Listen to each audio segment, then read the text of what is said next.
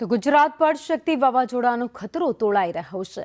દ્વારકાના ઓખા બંદર પર હાલમાં 3 નંબરનું સિગ્નલ લગાવાયું છે। માછીમારોને દરિયો ન ખેડવા તંત્ર દ્વારા સૂચના અપાઈ છે। તો વાવાઝોડાને પગલે તંત્ર દ્વારા સાવચેતીના પગલાં પણ લેવાયા છે। દ્વારકાના દરિયામાં ભારે પવન સાથે અત્યારે મોજા ઉછળી રહ્યા છે। વાવાઝોડાના પગલે દરિયામાં કરંટ દેખાયો છે।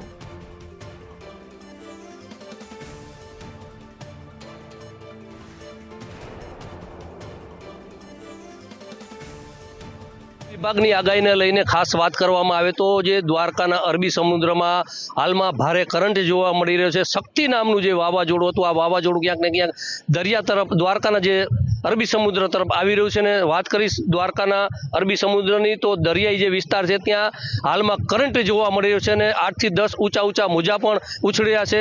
સવાર કરતાં જે દરિયાની જે ગતિ છે તે તેજ થઈ ગઈ છે અને હાલમાં ઊંચા મોજા ઉછળ્યા છે, દરિયામાં કરંટ છે અને ઓખા બંદર ઉપર 3 નંબરનું જે સિગ્નલ લગાવી દેવામાં આવ્યું છે અને માછીમારી ભાઈઓ છે તેમને દરિયો ન ખેડવાની સૂચના આપવામાં આવી છે અને તમામ જે માછીમારી ભાઈઓ છે તેમની બોટને દરિયા કાંઠે લાંગરવાનો હુકમ સરકાર દ્વારા, તંત્ર દ્વારા કરવામાં આવ્યો છે અને હાલમાં કહી શકાય કે જે શક્તિ નામનું જે વાવાઝોડું છે તે વધુ ને વધુ દ્વારકા તરફ આવી રહ્યું છે અને મોડી સાંજ સુધીમાં ભારેથી અતિ ભારે વરસાદ પડે તેવી પણ હાલમાં સંભાવનાઓ જોવા મળી રહી છે અને દરિયામાં દ્વારકાનો જે અરબી સમુદ્ર છે ત્યાં ભારેથી અતિ ભારે કરંટ જોવા મળી રહ્યો છે।